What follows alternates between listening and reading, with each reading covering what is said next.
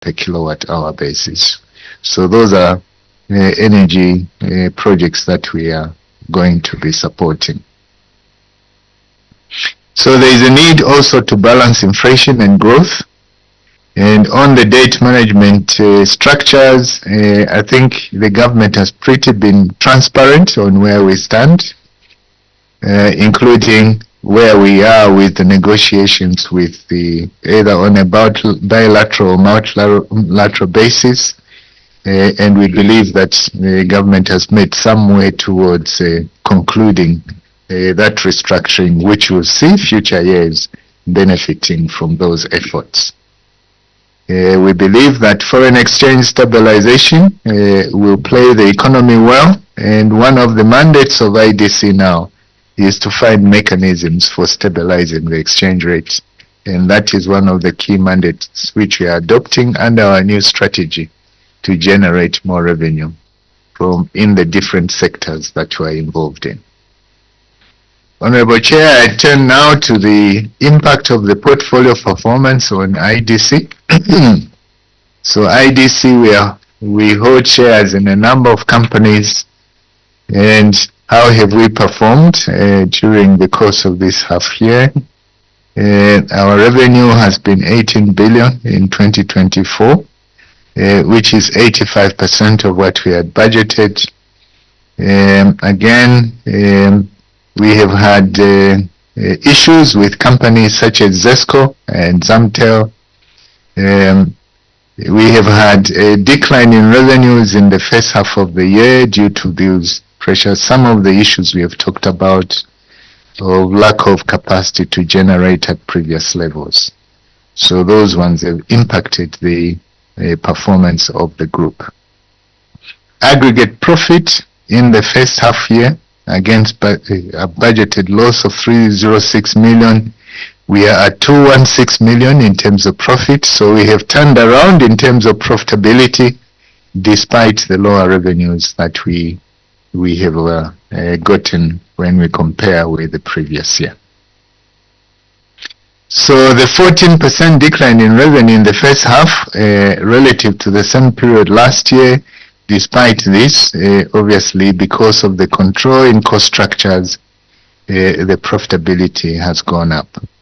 I have to say that, Honorable Chair, the portfolio needs a number of restructuring. Typical restructuring areas include not only recapitalization for the projects that these entities are working on, but also restructuring the entity itself in terms of how it's managed, and I will share some of the measures that we are taking in those entities for members to be aware.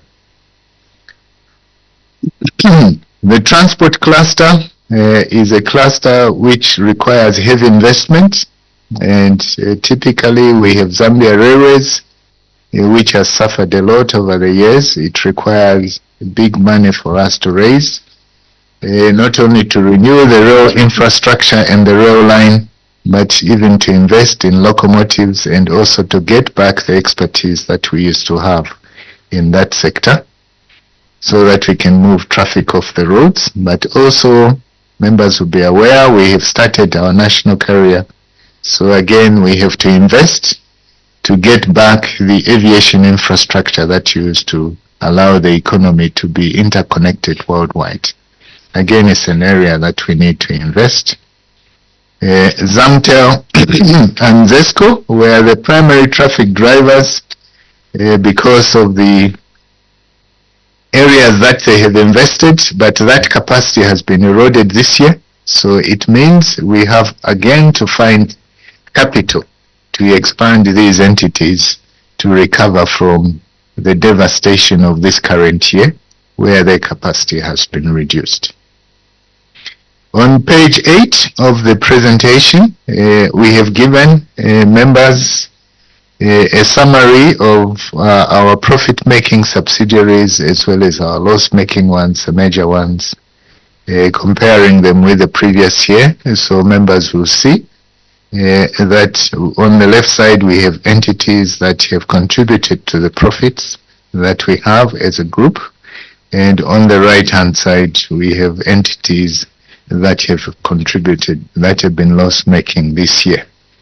You will note that on this side, on the right-hand side, our entity ZCCM is recorded as loss-making because at a group level, it has issues which had to do with Mutpani and KCM, where a lot of losses were incurred. But as an entity itself, as an investment company, it did make a profit. And they've been able to give us a dividend, part of which we are receiving earlier today. But from a financial perspective, as a group, because of those issues that have been plaguing the entity for the past 5 years, the group has suffered. But you'll be glad to know, as you would have seen in the media, that now, as of today, the KCM issues have been resolved. So we expect that next year the group performance will be much better.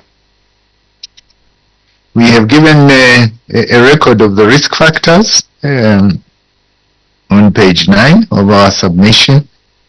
The key is the financing side of the equation. Typically, we need to recapitalize all these industries. They've been eroded, and unfortunately, it was us Zambians who are running these entities. Now they require additional capital, and some of it we have to find within our structures, but others we have to sell down to work with strategic partners.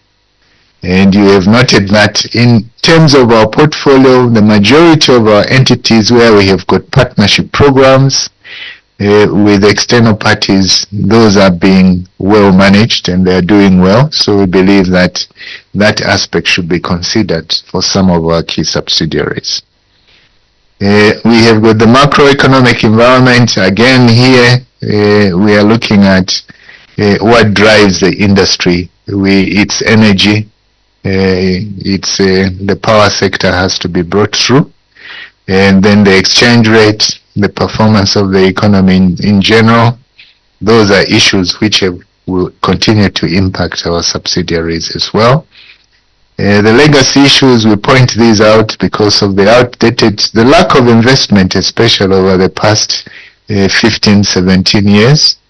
Has caused most of our entities like Zambia Railways, Nitrogen Chemicals, Mpulungu Harbour, basically the infrastructure has deteriorated to levels where it requires replacements. So we need to find the capital to recapitalize these entities.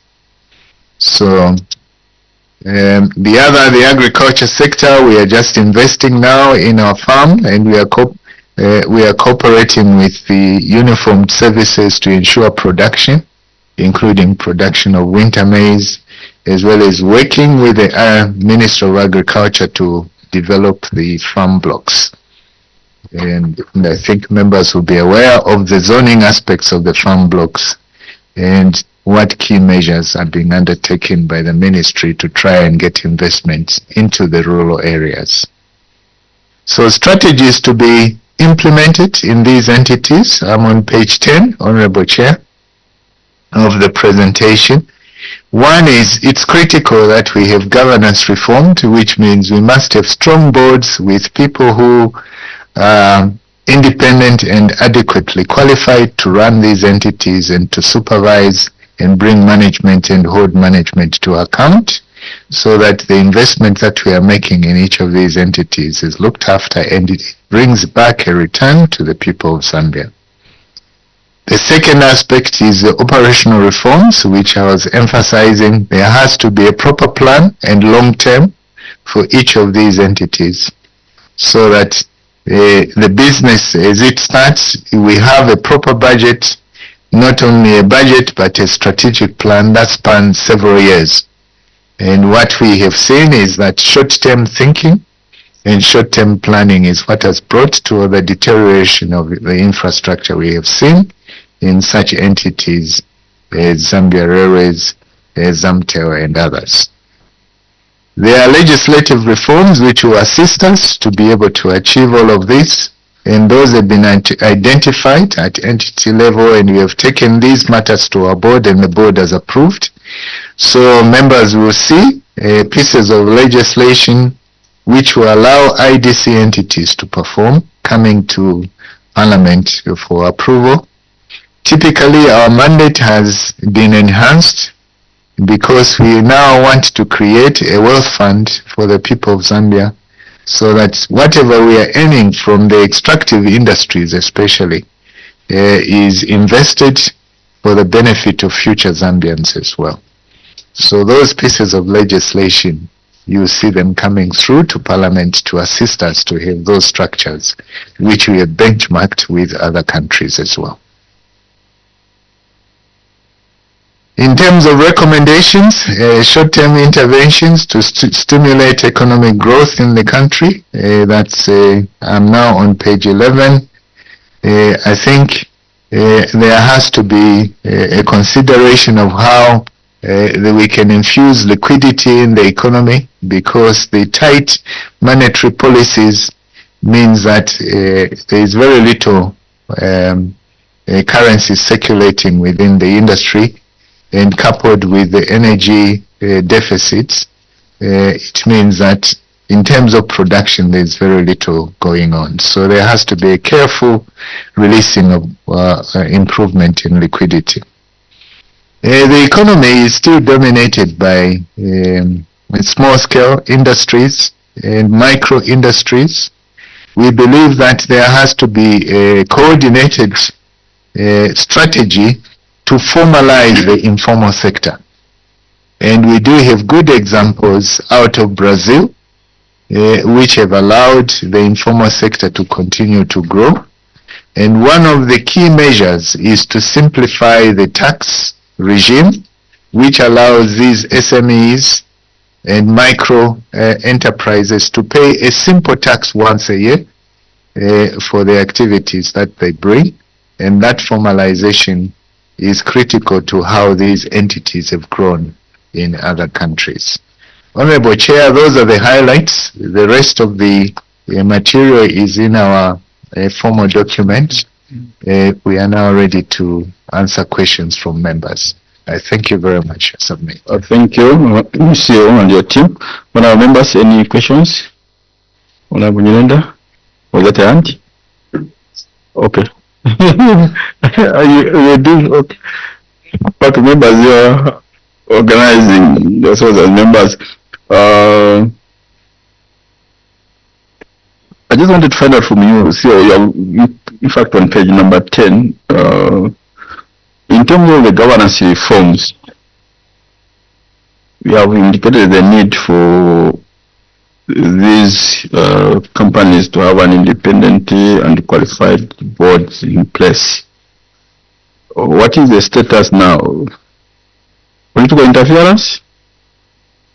Or do you have any, if at all you have, which I believe you have? But what caught our eyes is the issues of independent, and which is very good, in fact. Very good point, independent and qualified. But these are the strategies, some of the problems with that which we face. If you look at some of the companies that which also are where we are kind of in partnership, they are doing very well. But these are independently run, and we have in fact indicated one is key point that these are being run by Zambians, and then they are struggling. So I wanted you to explain a bit more on the issue, especially on the issue of the independence and qualifications. Yeah. Okay, so you can take three. Honorable Nyirenda, then Honorable Sumunji, then we'll go to the next. Thank you very much, Chair. My question is dependent on page 7.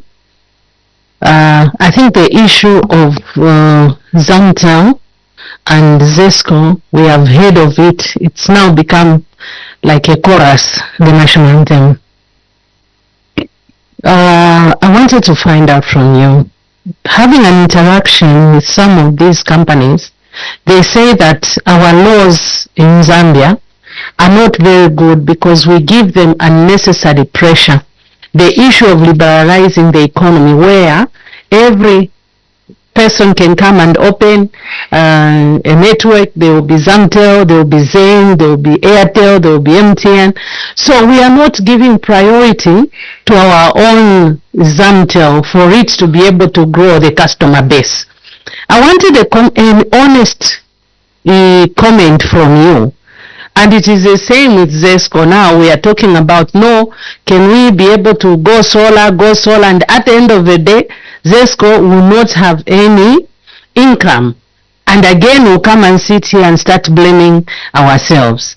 So I wanted to find out from the IDC point of view, what arrangements are you making, maybe to make sure that the utility company will not be able to lose out completely on the income which they are getting? And would you wish that Parliament came up with rules so that we can be able to protect our own first before we entertain these other foreigners who are just here to reap out of what Zambia has to offer? I submit. Thank you. Honorable Sunji. Thank you, Chair.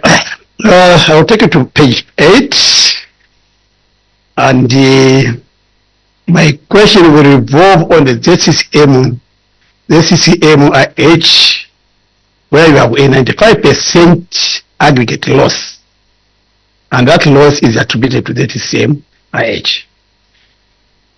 When I look at this, I think this loss is coming because of your investment in the Invest Trust.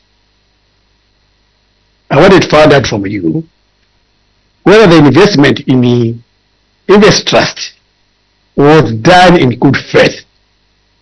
As to me, I feel when the ZCCM did this investment, they went into uncharted water. And the loss, actually, it's not even the ZCCM-IH which is making that loss. It's attributed to the Zambian people. Or this investment done in good faith. Thank you very much. Thank you. So can you respond to those? Then I will not dance for the second round. Thank you, Honorable Chair. The first question was on the independence of the boards and what is the status now. The status now is that we have, as IDC, appointed new boards across all the entities that we have. But the appointments obviously are guided by the memoranda and articles of association of these entities. So we still have entities which in their memoranda and articles, they define some government positions to be members of the board. So those are the areas where we will be making some changes to make sure that we align to the independence of the board and the professionalism that we would like to see in those entities. Otherwise, I think members, you would have seen that we did advertise as IDC for people to present CVs, out of which we select the board membership for the different entities while we are matching the skills that we require in those entities. So we have taken a very big step this year already to equip the entities with the proper boards, but that is still work in progress in terms of the requirements of the articles. So those changes will complete during the course of 2025.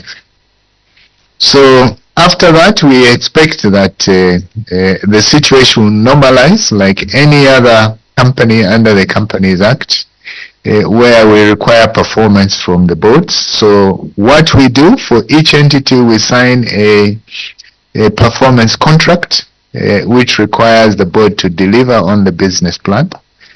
So we have requested all these entities to produce 15-year business plans. Obviously graduated between the first 5 years, second, third, so that they are forward-looking and they can look at the business in their entirety, and then will be, obviously, there are monitoring mechanisms which we'll be using throughout the governance process from the shareholding point of view.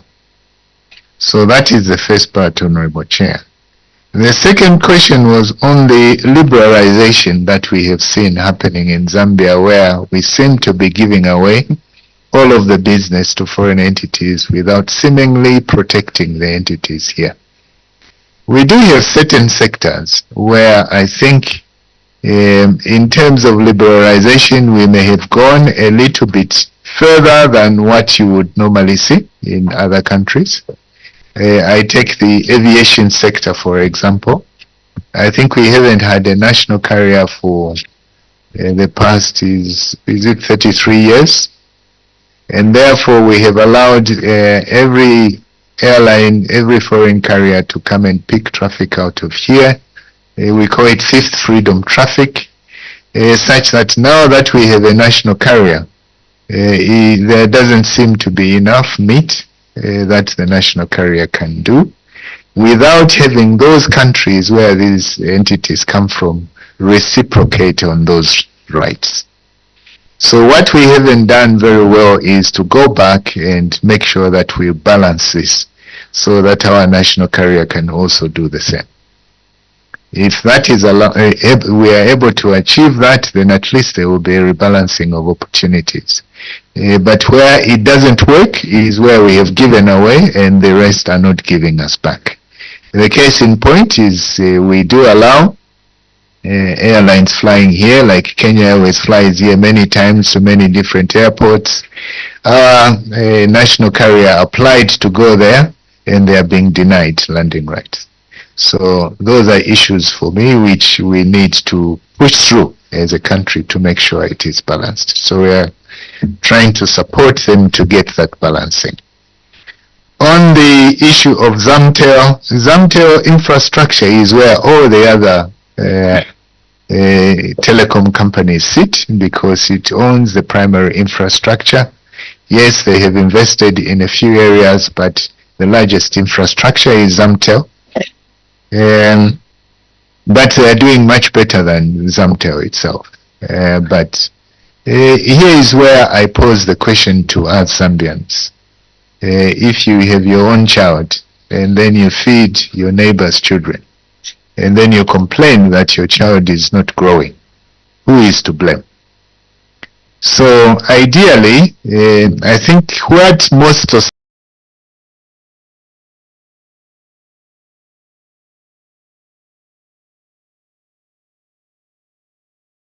the monies that we have and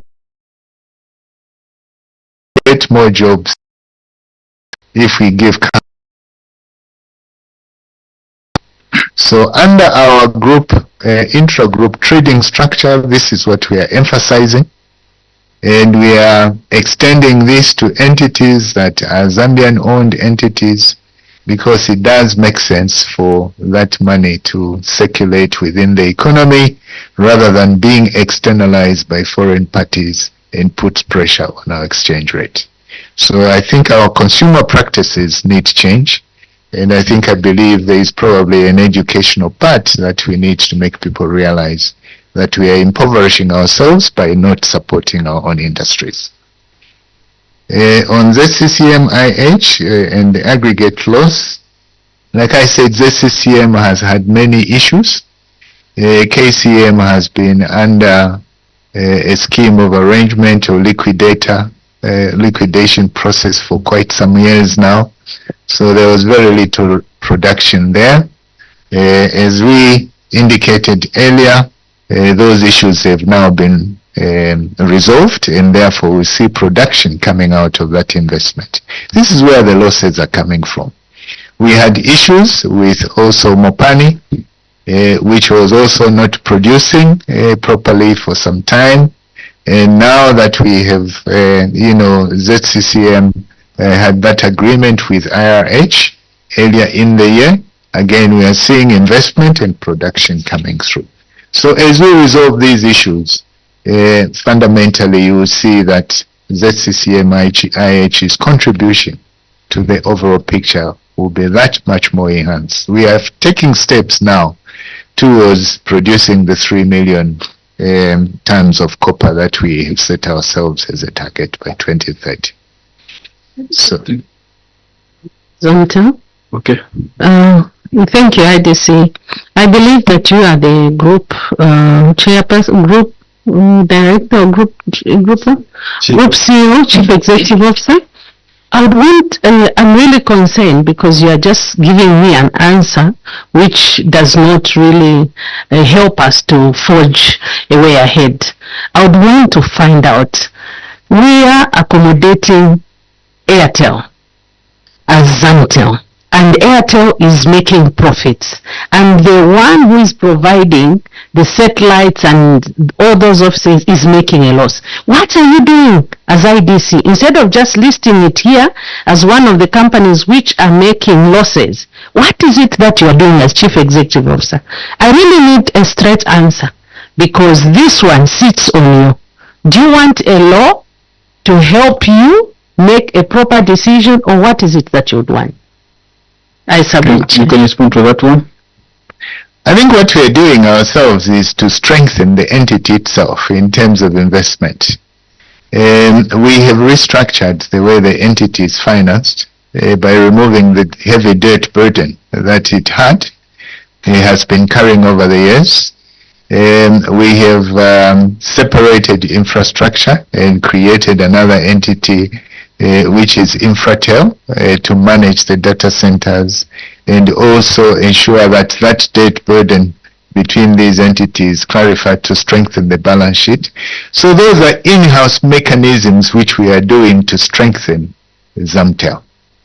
But Zamtel infrastructure, in terms of telecom investment, you must understand it's a huge investment for telecoms to put all those towers, communication infrastructure.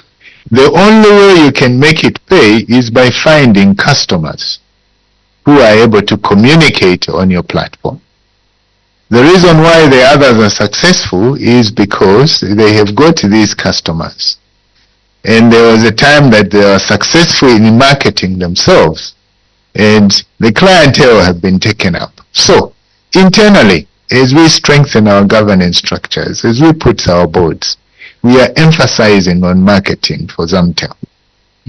But the issue, which is the point, beyond what the entity itself is doing, there has also to be a recognition, like in any other country, and this is the protection you are talking about, that for each entity to grow, you have to feed it with clientele from the obvious people who have invested. Government has invested. So how much in terms of government entities, how many Zamtel numbers do we have? What is the primary operating number for entities that are affiliated to government? So we have to use these entities. If you invest, then use the entity that you have invested in. So for me, that is the fundamental point. If you invest and then you don't use it and you go elsewhere, then how will you grow your own investment? That's the other point. So beyond what the entity can do internally, because of the fact that it is required to invest in all the corners of the country, even where there are not many people who can connect to the infrastructure because they're in the village somewhere, they still need connection. Those other entities, they will only go into the city centers where there is profit and population. That's the difference. So in the absence of that, we need to support actively, and that's what other countries do. Okay, Honorable Mureba, then Honorable Mukosa. Okay, so let's do this because I'm also looking at time. We have the minutes at 15:30 exactly. Let them ask questions and then I'll come back to you, Honorable Simunji. See where we can keep a tab on the CCM one. Well, thank you very much, Honorable Chair. Honorable Chair, page 10, actually I could ask questions from every bulletin point, but so one question. let me stay, I'll stay with one, Honorable Chair. Point number 2, operational reforms. It has been observed that, first of all, a number of people are acknowledging that we need some government reforms, in the sense that a lot of people that seem to be representing certain departmental structures don't seem to be knowledgeable of what they're doing, and as a result, things, when, for example, you invite a minister to come like you have, most of the information seems to be copy and paste they do not have the actual insight into the subject matter. What are you really going to do? What is your strategy to ensure that we attain operational reforms as you have put it here? Thank you. Thank you. Honorable Mukosa. Thank you so much, Chair. Chief Executive Officer, I've noticed in your submission you have talked about the problem of exchange rate and how it has affected some of your subsidiaries which have foreign exposure. Now, one reason why our exchange rates keeps on depreciating and why it's so volatile, it's because of Zambia being dependent on import. Now, for some of the things we can actually produce, and the other reason is because our production is small. So if we are to increase production, then we can reduce the possibility of volatility. Of course it can be there, but we can reduce and we can at least strengthen our currency. Why am I talking about this? It's because IDC, as our company, the country company, IDC can play a pivotal role in improving production in this country by way of making good decisions. I'll give you an example. For example, Zafiko is under the investments that you've been doing, with Zafiko. After a certain period, those will start yielding positive results. So, what is it that you as IDC are doing in the short and long term to help stabilize and strengthen the kwacha? Thank you, Chair. Thank you. Did you have a question? Yes, Chair. Mine was on the comment by the CEO with regard to Zamtel. I think I don't know what analysis you have done, why Zamtel is performing badly, so to say. I know the issue of numbers in terms of clientele is what you have brought up. But I thought when you look at Airtel and MTN, I think these came much earlier, I think on the scene, if I remember correctly. But I think the issue that you bring is very important to say, as Zambians, we need to support our own. But the question that I have is, I think from your end, what deliberate measures really have we put in place? Because I don't think if we had taken time to make our people rally behind Zamtel, that they would have failed to do so. But I think maybe there's something that we're not doing to show Zambians that actually, yes, much as we have Airtel, we have MTN, but I think our baby is Zamtel. And the advantages of working with Zamtel are ABCD. I think you would have done that. I think maybe moving forward, generally, I think you need to do more in that area to make sure that we bring the Zambians behind Zamtel. Because as it is right now, the connection of Zamtel is okay. I'm on Zamtel. I think for me it's because my constituency is in Skongo. And in Skongo there is only Zamtel there. So I'm forced. But when I look at the connectivity, I think it's doing fine. There are certain areas where we have no towers, quite alright. But I think as we expand, really Zamtel should be able to compete favorably and give us the efficiency and effectiveness that we need. So I think there is something that we need to do.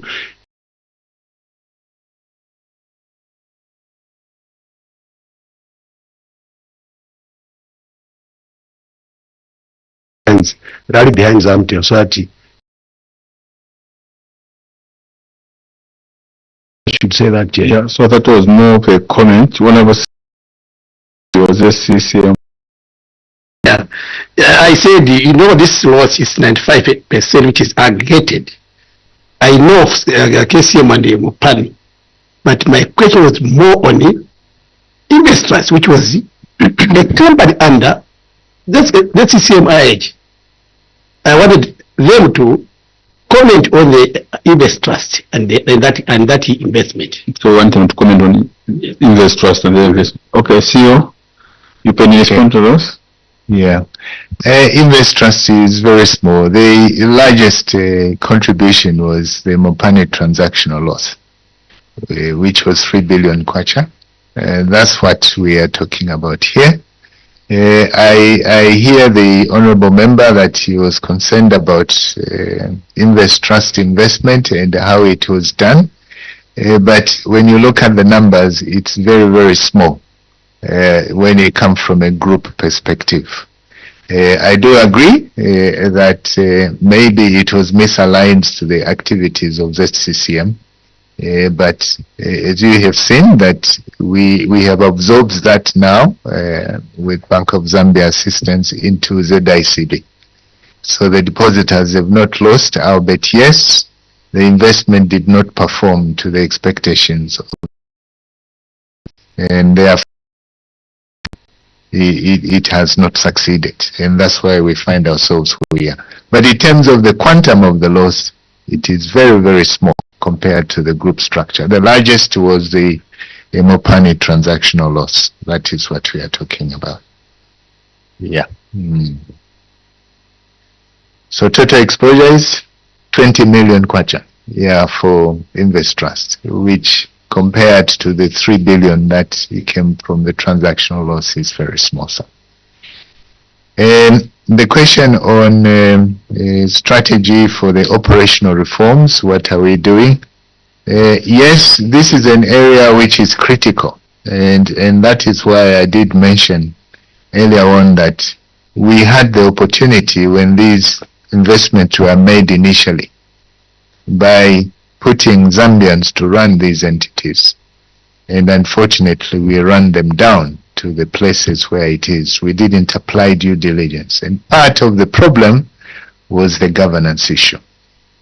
And the governance issue means you need to put qualified people who understand those entities. You need to bring expertise. You require a certain investment in new technologies to make these entities grow, and also to ensure that whatever investment you've made is returning a return. So that is what we are now correcting. And you recall that IDC has at least not been there for very long. It has taken over these assets to try and make sure that we are able to bring that kind of sanity to the management of these assets on behalf of the people of Zambia. So we require refinancing to refinance these entities, what we have done. We require strong business plans, which we now are beginning to see across all these entities, and we have changed the boards. We have had a first look at the boards, as I said, and we believe we have the right people who can direct these entities, and they continue to be evaluated and measured under our performance management contracts. If those entities don't perform to the levels that we are in, then we will make changes in all those key areas, because we now have the mechanisms to be able to do so.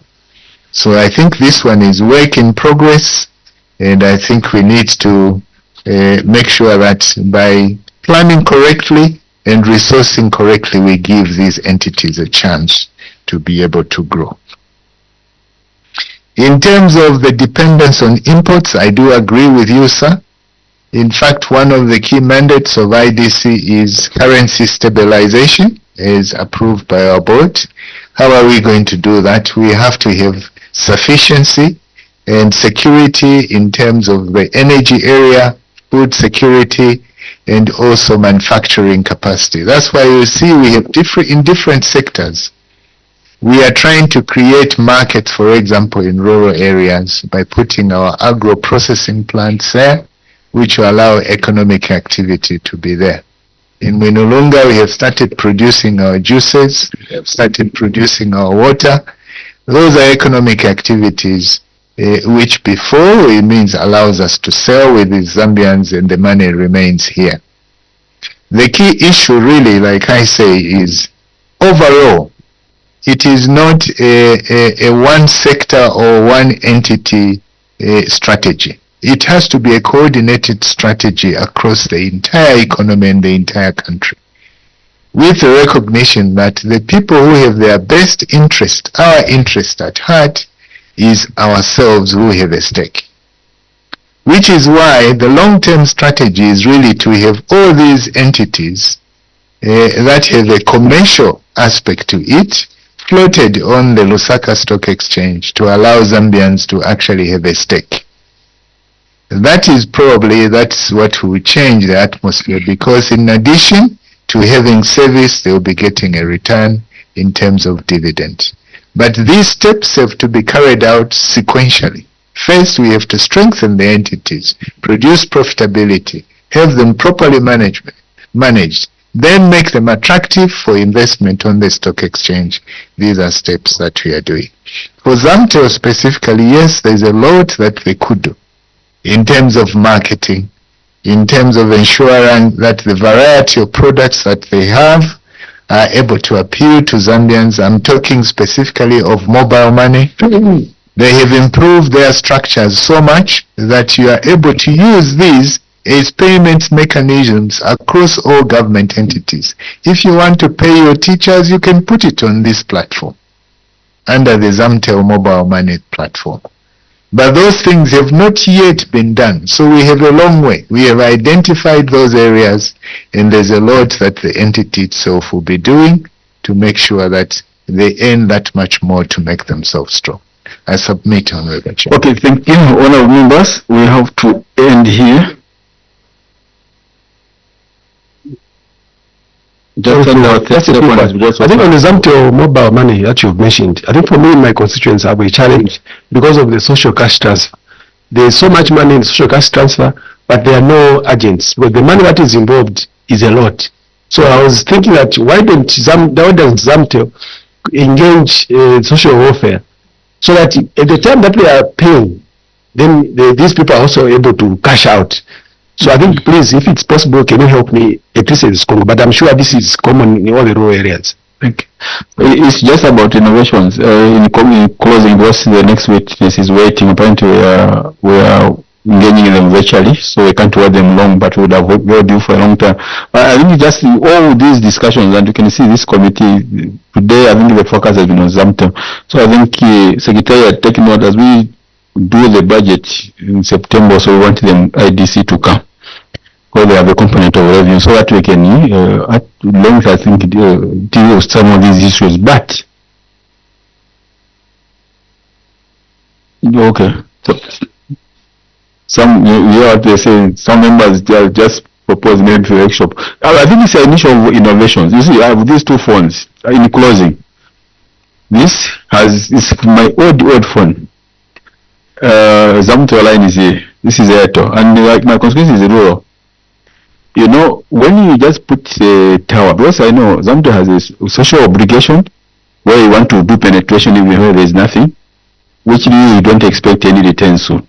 But also have an economic mission of making money. What you are doing is, where you do your social obligation, you penetrate quite okay. Then you leave us.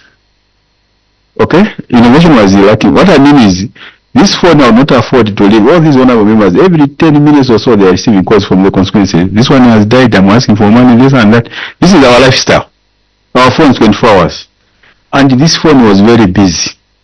But the Airtel came and put the infrastructure on your tower, MTN, slowly. So this phone today I can leave it the whole day, I'm not worried, but I'm worried about my Airtel. Why? Because of the issues of innovation. Just mobile money. People now go to Airtel because they find the network is there just as yours is there. But when it comes to issues of mobile money in the villages and the like, it's almost none. So it's an issue of innovation. We don't want to be missing where you plant something, and again you find where you plant it quite okay. Someone has come and you add one or two things, and then they even overtake you, the owner of the platform. So we agree with you, sir. We have a lot of work to do, but like Honorable, because I said, I think these are some engagements where we need just get maybe 3-4 committees. Yeah. Okay. So having said that, one members would have loved to continue with the C1 team, but as I said, we have our next witness that has been waiting. We want to thank you most sincerely for appearing before this committee in terms of the provisions of the laws of Zambia, also in terms of the immunity that which we gave you earlier when you end here. Do have a good day. Thank you very much. Very much, Honorable Chair. Thank you.